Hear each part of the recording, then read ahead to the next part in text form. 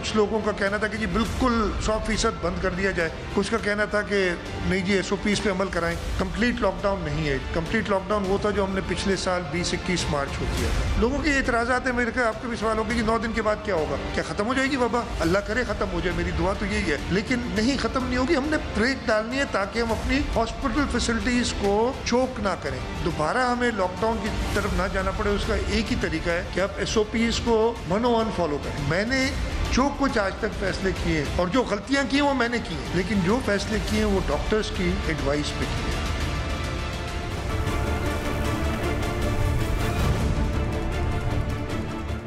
कराची समेत सिंध भर में कोरोना वायरस के केसेस की शरह तशवीशनाक हद तक बढ़ने के बाद सिंध कोरोना टास्क फोर्स की जानिब से एक मरतबा फिर सख्त इकदाम उठाने का फैसला कर लिया गया है।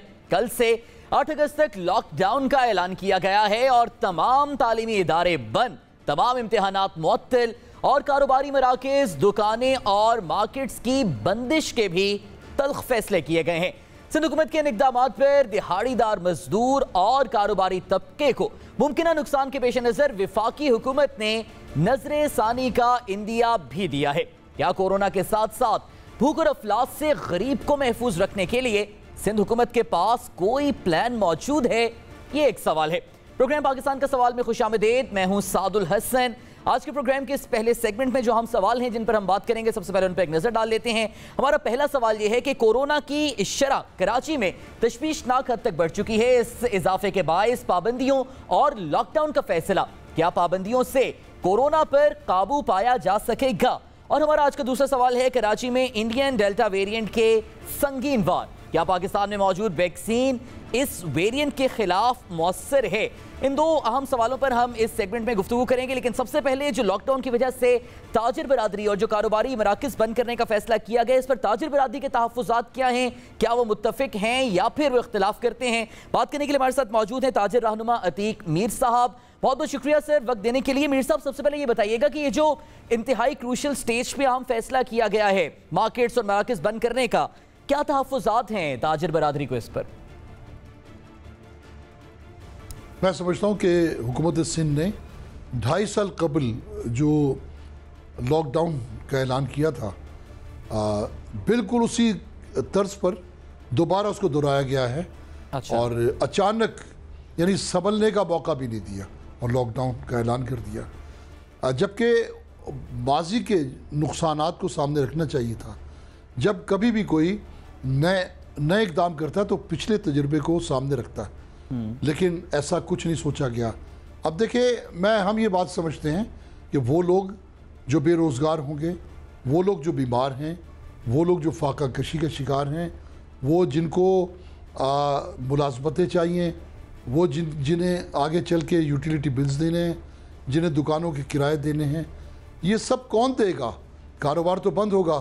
क्या हुकूमत टैक्सेस माफ़ कर देगी? क्या हुकूमत कोई रिलीफ का ऐलान करेगी? हुकूमत क्या करेगी? ये कतन दुनिया में कहीं ऐसा नहीं होता। जो लोग जिन ममालिक में रिलीफ दिया भी गया मुकम्मल लॉकडाउन के बाद, आज देखिए उनकी भी चीखें निकल गई। बरतानिया ने सब कुछ खोल दिया कि वो समझते हैं कि उनकी मैशत अब ये बोझ नहीं उठा सकती। कनाडा में आपकी ये गुज़िश्ता हफ्ते उन्होंने भी सारा सब कुछ ओपन कर दिया। तो ये हम तो पहले ही पसमानदगान में लेकिन शामिल हैं। क्या फिर आप ये समझते हैं कि ये जो तशवीशनाक सूरत हाल है 25% से जायद शरह कराची में, तो क्या ये सूरत हाल तकाजा नहीं करती इन सख्त इक़दामात का? देखिए, 25% तो टेस्ट पॉजिटिव है। आबादी 25% इसका शिकार नहीं है। अगर आबादी 25% हो तो 3 करोड़ में मेरा ख्याल है 1 करोड़ के करीब लोग कोरोना घर घर कोरोना होता। लेकिन फिर भी मैं कहता हूं कि तशवीश की बात है। बिल्कुल इसका एक ही इलाज दुनिया में सख्त तरीन एहतियात के बावजूद, देखें आखिर जिन ममालिक में आज ठहराव आया है, जो इस मुश्किल से निकले हैं, वैक्सीन के ज़रिए निकले हैं। हम पर हुकूमती नुमाइंदगान का दबाव था, ताजिर वैक्सीन नहीं लगवाते, लोगों को आप मोटिवेट करें। हमने एक माह की सख्त मेहनत के बाद लोगों को कायल किया। अब लोग हमारे पास आते हैं कि वैक्सीन के लिए वहाँ रश है बहुत ज़्यादा, 3-3 हज़ार 4-4 हज़ार एक सेंटर पे लोग इकट्ठे हैं। तो बताइए, हुकूमत के पास अपने इंतजाम तो मुकम्मल हैं नहीं और हमें मजबूर किया जाता है कि कारोबार बंद करके घर बैठ जाओ। तो कारोबार बंद करने, ये जो तहफ़्फ़ुज़ात का इजहार किया गया आपकी जानिब, ज़ाहिर आप रहनुमाएं, दीगर ताजर बरादरी ने, दीगर अफराद ने आपसे शिकायत की होंगी, क्या ये तहफ़्फ़ुज़ात आपने सिंध हुकूमत के गोशगुजार किए कि आपके कोरोना वैक्सीन सेंटर्स कम हैं, वैक्सीन दस्तियाब नहीं है, रश बहुत ज़्यादा इसलिए नहीं लग पा रही? देखिए, गोशगुजार तो जब कहें कि सिंध हुकूमत के कान हों, ज़ुबान है, आंखें और कान नहीं है, उन्हें कहीं कुछ नज़र नहीं आता। एक बटन दबाना है, ये फरमान शाही है। स्टेक होल्डर से पूछना तो सिंध हुकूमत की तौहीन है। 4 लोग बैठते हैं, वो हुक्में, वो नादिर शाही हुक्म जारी कर देते हैं। ये गलत है। यही सबब है, इतनी बड़ी बात है कि ताजरों में देखें, कोई पुकार रहा है कि चीफ जस्टिस कहाँ है, कोई पुकारते आर्मी चीफ कहाँ है, कोई पुकारता है कि वज़ीर आज़म कहाँ है। हम एक आफत ज़दा इलाके में बैठे हैं, लेकिन हमें वो सहूलतें हासिल नहीं हैं जो आफत ज़दा। अतीक मीर साहब, अब तो सिंध हुकूमत ने ये फैसला कर लिया है और कल से इस पर अमल दरामद भी होगा, तो ताजर बरादरी का फिर रद्द अमल क्या होगा? क्या आप फिर ये फैसला मानेंगे या फिर कोई एहतजाज किया जाएगा? क्या लहमल होगा आपका? देखिए, फिलहाल तो हम दुख, सदमे और इश्तियाल की हालत में हैं। वो कहते हैं कि अभी संभलने नहीं पाए कि ये अचानक, क्योंकि किसी को यकीन नहीं था कि दोबारा से सब कुछ जानते बूझते सिंध हुकूमत, जिस तरह दुश्मन मुल्क से हमला होता है, इस तरह ये फैसला आएगा। लोग हमें कहते हैं सड़कों पे आएँ, रैली निकालें, एहतजाज करें। मैं ताजरों के उन नुमाइंदगान में से हूँ जो उजलत में कोई इक़दाम नहीं करता, लेकिन जो लोग कहेंगे हम वो ऐलान करेंगे। जो हमारे लोग कहेंगे, अगर वो कहेंगे कि कशकोल लेकर वज़ीर आला हाउस का रुख करें, हम ऐसा करेंगे। वो कहेंगे धरना दे दें, धरना दे देंगे। ये डिपेंड करता है कि लोग क्या कहते हैं। मैं बहरहाल एक मुतहम्मिल मिजाज एक नुमाइंदा हूँ। मैं लोगों को जज्बात की तरगीब नहीं देता, क्योंकि कोरोना का मामला है। मैं ये भी नहीं चाहता कि ये हुकूमत सिंध की गफलतों से पहले और वो कांटेदार। अतीक मीर साहब हमारे साथ ही रहेगा। यहाँ पर हमें ज्वाइन किया है माहिर मुतादी अमराज डॉक्टर फैसल महमूद साहब ने। डॉक्टर साहब बहुत बहुत शुक्रिया सर वक्त देने के लिए। सर सबसे पहले तो जरा आप इस चीज़ पर रोशनी डालिएगा कि जो डेल्टा वेरिएंट के केसेस कराची में बिलखुसूस इतनी ज़्यादा शरह में बढ़ गए हैं और फिर एवरेज पाकिस्तान में भी दीगर शरह बढ़ती जा रही है, कराची में इतनी बढ़ने की वजह क्या है इन केसेस के? सर देखिए, कराची के अंदर डेल्टा वेरिएंट के केसेस बहुत ज़्यादा बढ़े हुए।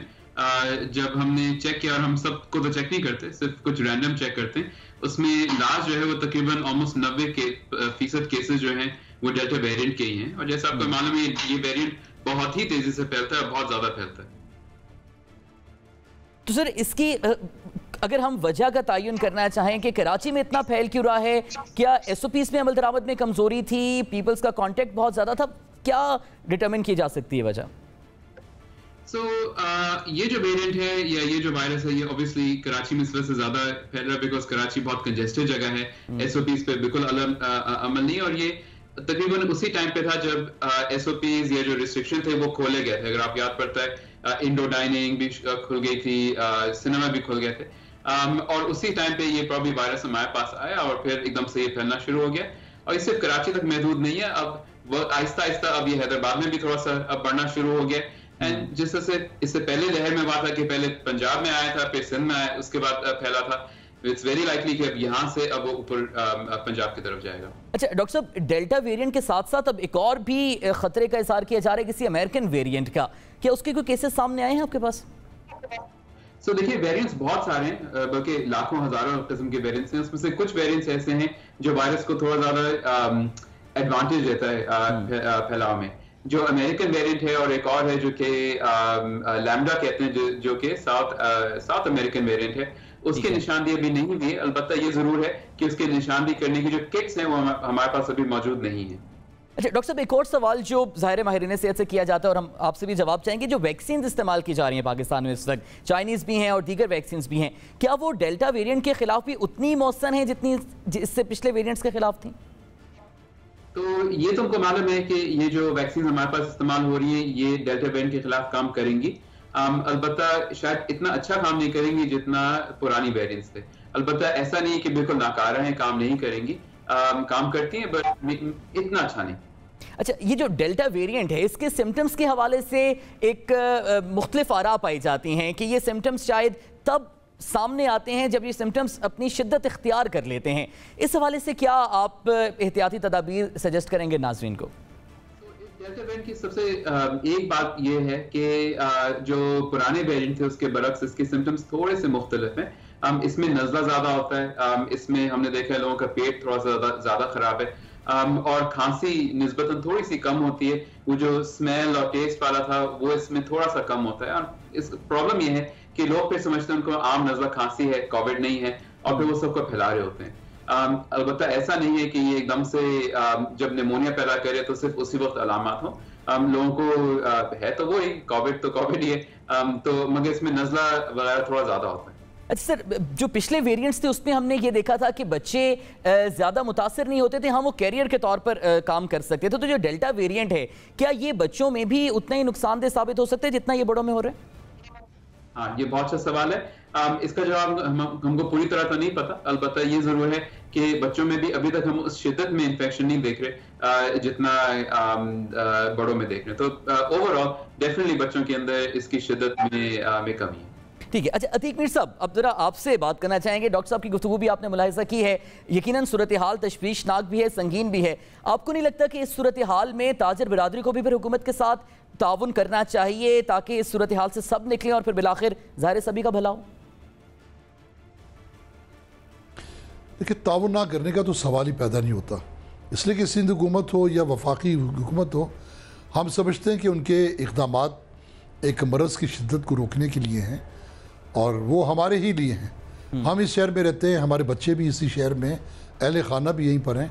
हम क्यों चाहेंगे कि हम एहतियात भी कर रहे हैं। हमने एहतियात हद्दुल इम्कान मार्केटों में देखें, पिछले 2.5 साल जो कि इस कोरोना की चौथी लहर तक जो हम पहुँचे हैं, तो हमने कोशिशें तो पूरी की हैं।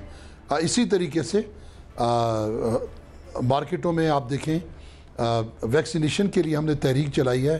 उसका आज ये आलम है कि कल तक हमें शिकायत की जाती थी कि लोग इस तरफ नहीं आते। हमने लोग गुमराह कुन प्रोपेगेंडे का काफ़ी खात्मा किया, लेकिन हुकूमत हमारी सुने भी तो। ठीक है, सोशल डिस्टेंस हुकूमत से भी हम बात कर लेते हैं, मौक़िफ़ भी जान लेते हैं। बहुत बहुत शुक्रिया अतीक मीर साहब। डॉक्टर फैसल महबूब साहब हमारे साथ मौजूद थे। नाज़रीन, सिंध हुकूमत का मौक़िफ़ के जानने के लिए हमारे साथ वज़ीर इत्तलात सिंध नासिर हुसैन शाह साहब मौजूद है। नासिर साहब, बहुत बहुत शुक्रिया सर वक्त देने के लिए। सर, एक तो आपने आज फवाद चौधरी साहब की इमला तो दुरुस्त की है जिसमें उन्होंने तहफ़्फ़ुज़ात का इज़हार किया सिंध हुकूमत के इक़दामात पर, लेकिन क्या आप समझते हैं कि जो गरीब के और दिहाड़ीदार की रोज़गार के हवाले से जो तहफ़्फ़ुज़ात हैं वो दुरुस्त नहीं है सर? बिस्मिल्लाहिर्रहमानिर्रहीम, अल्लाहुम्मा सल्ली अला मुहम्मदिन व आले मुहम्मद। जी बिल्कुल, आप सही कह रहे हैं, ये सारे इश्यूज हैं और पूरी कोशिश कर रहे हैं कि उनको भी कैटर किया जाए, लेकिन जिस तरह की सूरत हाल है इस वजह से ये इस तरह के फैसले करने पड़े। ये बड़े अनपॉपुलर और बड़े सख्त फैसले हैं। हम बहुत हालत मजबूरी में कर रहे हैं, हमें कोई शौक नहीं है कि इस तरह की वो सिलसिला करें, लेकिन जो माहिरीन हैं, जो हमारी टास्क फोर्स है जिसमें हेल्थ से रिलेटेड लोग हैं, उनकी कहने पे, उनकी तजावीज़ पे ये सारा कुछ किया जा रहा है कि जो इस वक्त हमारी हॉस्पिटल्स की सूरत हाल है बड़ी तशवीशनाक है कि जिस तरह का प्रेशर उनके ऊपर है, जिस तरह एकदम बढ़ गए हैं। जो इसी माह की जो फर्स्ट और पहला हफ्ता था उसमें कोई 500 के करीब पेशेंट थे, आज के डेट में कोई लगभग 3000 के करीब हैं। तो इस सिचुएशन को मद्देनजर रखते हुए ये फैसले करने पड़े ताकि एक इसको ब्रेक थोड़ा सा लगे। ये एक ब्रेकर के तौर पर होगा, जाहिर है अब तो इस कोविड के साथ एक लंबे अरसे तक चलना है, लेकिन अगर ये एक हफ्ता 8 दिन ये इस तरह की मुकम्मल तौर पर इस पर कंट्रोल होता है और सब लोग इसमें हमें सपोर्ट करते हैं, तो एक ब्रेक लगेगा, एक इसमें जरूर इसकी स्पीड जरूर रुकेगी, ये जिस तरह फैल रहा है। तो इसी वजह से ये अच्छा नासिर शाह साहब, ये बात तो दुरुस्त है कि संगीन सूरत हाल में ये तल्ख फैसले या सख्त फैसले करने पड़ रहे हैं, लेकिन इस सख्त फैसले में जो कमज़ोर तबका है उसका भी ज़ाहिर ख्याल रखना वो भी जिम्मेदारी है। तो उसके हवाले से कोई रिलीफ पैकेज या कोई रिलीफ प्लान तैयार किया है सिंध हुकूमत ने? जी बिल्कुल, उसके लिए आज जब ये फैसला किया गया कोशिश की गई कि सबको ऑन बोर्ड लिया जाए। एक तो पॉलिटिकली तौर पर जितने भी पार्लिमानी लीडर हैं हमारी असेंबली में, सूबाई असेंबली में, उन सबको ऑन बोर्ड लिया गया, जिसमें एमक्यूएम की तरफ से नुमाइंदगी नहीं आई। उनको रिक्वेस्ट की गई थी, वो नहीं आए। पीटीआई, जीडीए, टीएलपी, जमायत इस्लामी, एमएमए के सब लोग थे।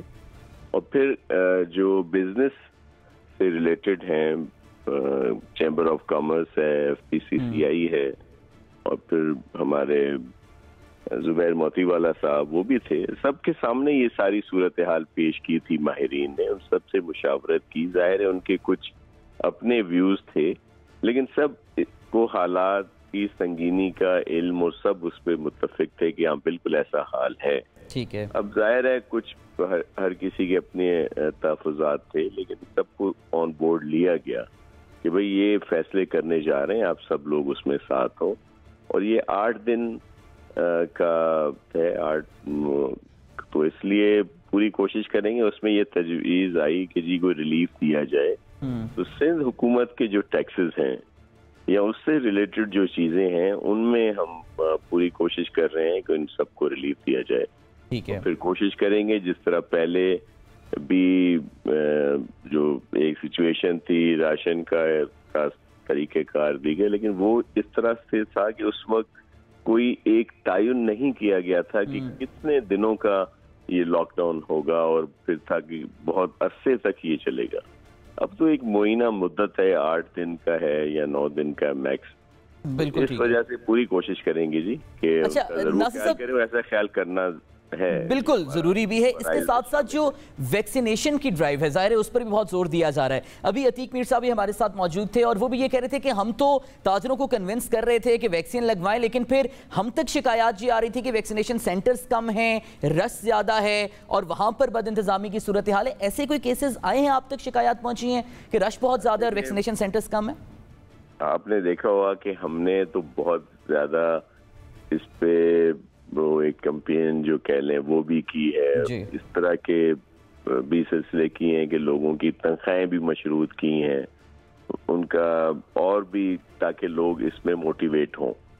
यहाँ पे प्रोपेगेंडा भी शुरू कर दिया जाता है कि जी ये वैक्सीन ना लगाई जाए, जिस तरह पोलियो के उसमें भी हमें हुआ। ठीक है। हम तो पूरी कोशिश कर रहे हैं। ये है हकीकत कि कभी कभी कुछ शॉर्टेज होती है, लेकिन हमने बहुत ज्यादा ये वैक्सीनेशन के सेंटर खोले हैं कि वहाँ पे लोग अब लोग उसमें आ रहे हैं, तो इसलिए पूरी कोशिश करें। और हमें पूरी सपोर्ट की है ये जो हमारे ताजिर बिरादरी है, अतीक मीर साहब हैं या इनके जितने भी और एसोसिएशंस हैं या जो हैं, वो हमें मुकम्मल सपोर्ट करते हैं। और वो भी उन्होंने कहा है कि वैक्सीनेशन दीगर चीजों में, लेकिन ये सारी चीजों के बावजूद हसन साहब ये बढ़ा है, रेशो जो बढ़ा है ना, बड़ा तशवीशनाक हद तक बढ़ा है। तब हमने जाके ये फैसला किया है और हम पूरा अंदाजा है कि अनपॉपुलर है, लोग हमें बुरा भला भी कहेंगे, लेकिन इंसानी जान के लिए तो फिर ये फैसले नासिर बिल्कुल बजाय करने पड़ते हैं। जो तालीमी मैदान में जो फैसला किया गया इम्तिहानात को रिस्केड्यूल करने का, अब क्या इम्तिहानात लिए जाएंगे और अगर ऐसा है तो फिर नई तारीखों का ऐलान कब तक होगा?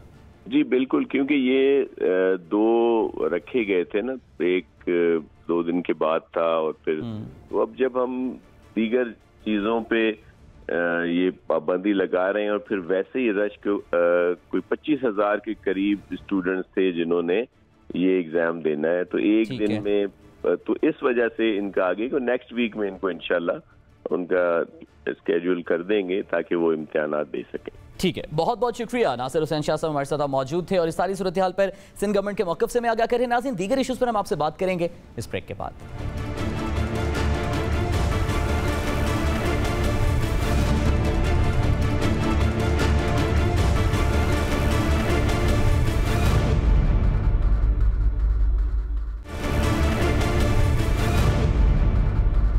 Welcome back to the show नाज़रीन। पंजाब से मुतल्लिक अहम सवाल है जिस पर अभी हम बात करेंगे। सबसे पहले सवाल पर नजर डाल लेते हैं। सवाल हमारा ये है कि पंजाब में पीर से तालीमी इदारे खोलने का फैसला, क्या मौजूदा हालात में तालीमी इदारे खोलने का फैसला दुरुस्त है?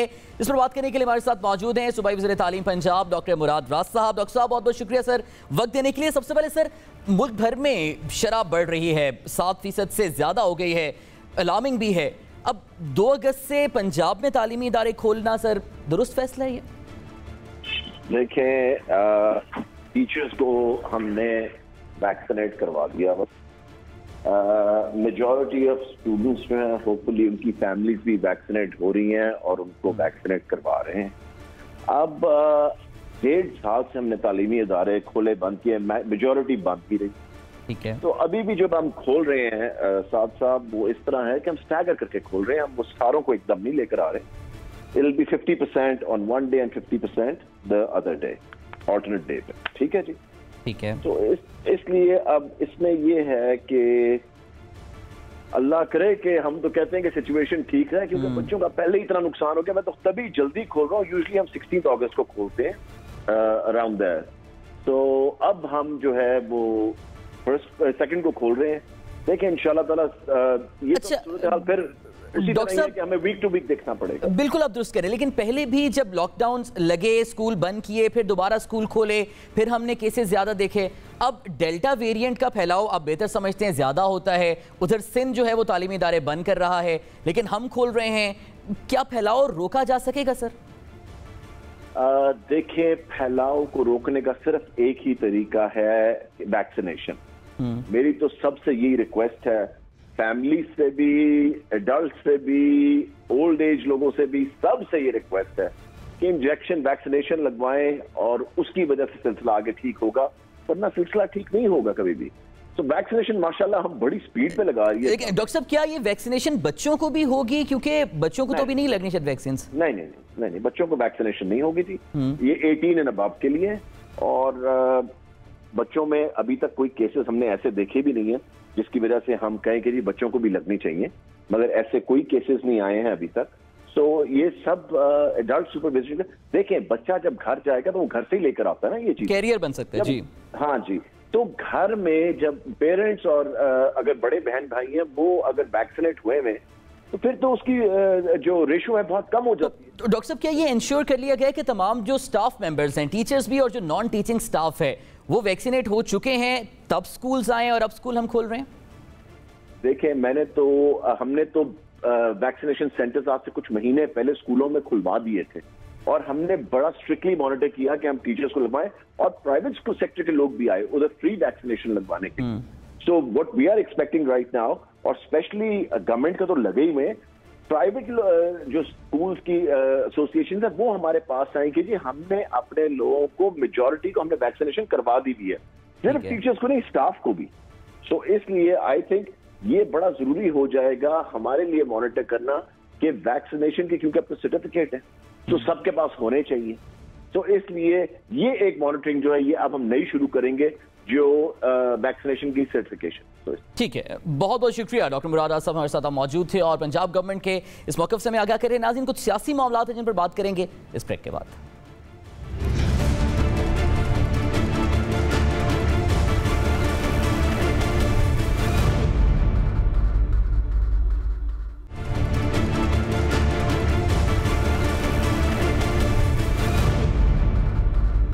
Welcome back to the show नाज़रीन। कुछ सियासी मामलात हैं जिस पर हम बात करेंगे, लेकिन सबसे पहले इस हवाले से जो अहम सवाल है उस पर हम नजर डाल लेते हैं। हमारा सवाल यह है कि आज़ाद कश्मीर और सियालकोट के ज़िमनी इलेक्शन में शिकस्त, नून लीग का बयानिया और पार्टी में धड़ेबंदी, क्या मुस्लिम लीग नून की इंतखाबी सियासत को नुकसान पहुंचा रही है? इस पर बात करने के लिए हमारे साथ मौजूद हैं एंकर पर्सन तज्ज़ियाकार मंसूर अली खान साहब। बहुत बहुत शुक्रिया मंसूर, आपने हमें वक्त दिया। सबसे पहले जरा ये बताइएगा कि आज़ाद कश्मीर फिर सियालकोट में शिकस्त, क्या आपको लगता है कि नून लीग का जो बयानिया है, जो मरीम नवाज का, वो वजह है या पार्टी में इख्तलाफात वजह है? देखिए मेरे ख्याल में दोनों ही रीजंस हैं इसकी। इसमें मरियम नवाज का बयानिया जो है वो पार्टी के अपने अंदर उस सिलसिले में रेजिस्टेंस पाई जाती है। बेशक वो एक क्राउड पुलर जरूर है, लोग सुनने के लिए मरियम नवाज को आते हैं और जौक तर जौक आते हैं, बड़े जलसे किए उन्होंने आजाद कश्मीर में।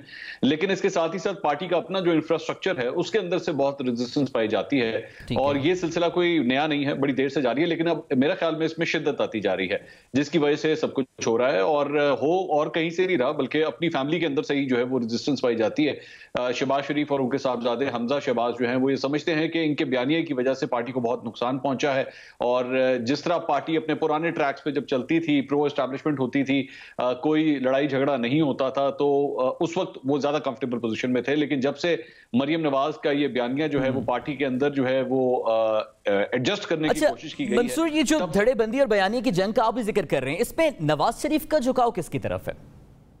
देखिए नवाज शरीफ साहब का पूरी तरह झुकाव जो है वो मरियम नवाज की तरफ है, इसमें किसी किस्म का कोई शक नहीं है। बल्कि मैं तो ये बल्कि कहूंगा कि मरियम नवाज तो फिर भी चले पाकिस्तान के अंदर मौजूद हैं तो वो दो चार बातें करने से पहले शायद एक दफा शायद सोच लेती होंगी। लेकिन नवाज शरीफ तो चूंकि लंदन के अंदर बैठे हुए हैं तो वो इस सिलसिले में कुछ नहीं सोचते और बेधड़क वो जो दिल में आता है वो कह देते हैं जब उन्होंने कहना होता है, वो भी उनकी मर्जी है।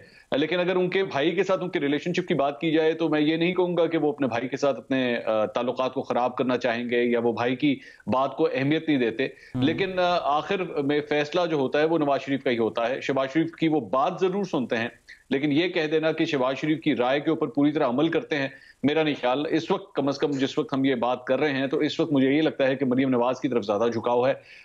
दूसरी जगह पे ये भी ज़हन में रखिएगा कि शहबाज शरीफ भी जो है वो अपने भाई के साथ अपने रिलेशनशिप को खराब नहीं करना चाहते। वो इस सारे मामले के अंदर बड़ी देर से मरियम नवाज के बयानिए से वो तकलीफ में है, वो ज्यादा कंफर्टेबल नहीं है, लेकिन फिर भी वो अभी तक पब्लिक के सामने आके मंसूर, इस वक्त पार्टी में सूरत हाल क्या है? क्या मरियम नवाज शहबाज शरीफ को स्पेस नहीं देना चाहती हैं या फिर शहबाज शरीफ खुद आगे बढ़कर क़यादत नहीं करना चाह रहे हैं?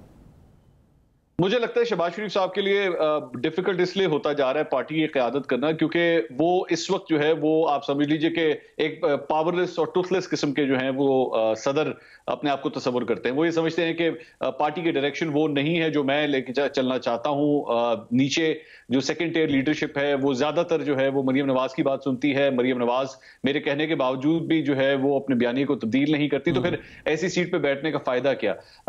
ये नहीं है कि शहबाज शरीफ का असर रसूख नहीं है पार्टी के अंदर, शहबाज शरीफ का एक अपना धड़ा मौजूद है पार्टी के अंदर। मैं कम से कम ये वसूख से ये बात कह सकता हूं कि पार्टी के कई सीनियर लीडर्स जो हैं वो शहबाज शरीफ के बयानिए के ज्यादा कंफर्टेबल समझते हैं। वो लोग जो कम से कम पिछले 15, 20, 25 साल से सियासत कर रहे हैं, जो आप समझ लें कि 50 प्लस का जो एक एज ब्रैकेट है, वो कम से कम शहबाज शरीफ के साथ ज्यादा कंफर्टेबल है। लेकिन इसी तरह चंद ऐसे सीनियर लीडर्स भी हैं जिसमें शाहिद खान अब्बासी का मैं नाम ले सकता हूं, मियां जावेद लतीफ हो गए, तलाल चौधरी, परवेज। अच्छा मंसूर, ये बताइएगा कि मुस्लिम लीग नून की सीनियर क़यादत इस सारी सूरत हाल में क्या चाहती है? क्या वो भी यही चाहते हैं कि मरियम नवाज ही आगे बढ़कर क़यादत करें पार्टी की?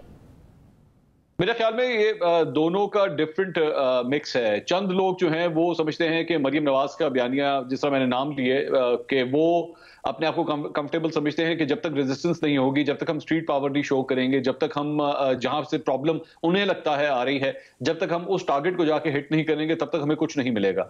इसीलिए चंद सीनियर लीडर्स जो हैं वो मरियम नवाज के साथ है, लेकिन कई ऐसे सीनियर लीडर्स हैं जो ज्यादातर मंजर आम पर भी नहीं आते। मैं नाम तो उनके जानता हूं, लेकिन चूंकि वो खुद अभी तक कोई पब्लिक पोजीशन ले नहीं रहे, इसलिए मैं कम से कम उनका नाम नहीं लूंगा। वो शहबाज शरीफ के साथ जो है या उनके बयानिए के साथ अपने आप को ज्यादा कंफर्टेबल समझते हैं। वो ये समझते हैं क्योंकि उन्होंने जितने इलेक्शंस लड़े हैं, जितनी सियासत की है, वो ज्यादातर शहबाज शरीफ वाले बयानिया के साथ की है, जिसमें उनको वोटर को निकालने में कोई प्रॉब्लम नहीं होती, बल्कि फैसिलिटेट किया जाता रहा है और पूरा इंफ्रास्ट्रक्चर, पूरी एस्टैब्लिशमेंट जो है वो मुस्लिम लीग नून को उस हवाले से सपोर्ट करती आई है। तो वो ये समझते हैं कि जब तक हमें वो कम से कम ब्रीदिंग स्पेस नहीं मिलेगी, हमें वो इजी ग्राउंड नहीं मिलेगा ऑपरेट करने के लिए, तब तक हमारे लिए इलेक्शन जीतना बहुत मुश्किल काम है। और शहबाज ठीक है, यानी सीनियर क़यादत भी इस वक्त सियासी मैदान में वो मौके देखना चाह रही है जिसमें वो खुल के खेलें और फिर जाहिर है अपने लिए हालात भी बेहतर करें। बहुत बहुत शुक्रिया मंसूर, हमारे साथ आप मौजूद थे और तजिए से आगे। नाज़रीन, प्रोग्राम पाकिस्तान के सवाल से मुझे इजाजत दीजिए। पाकिस्तान के दीगर सवालों के साथ दोबारा आपकी खिदमत में हाजिर होंगे अलाने के बाद।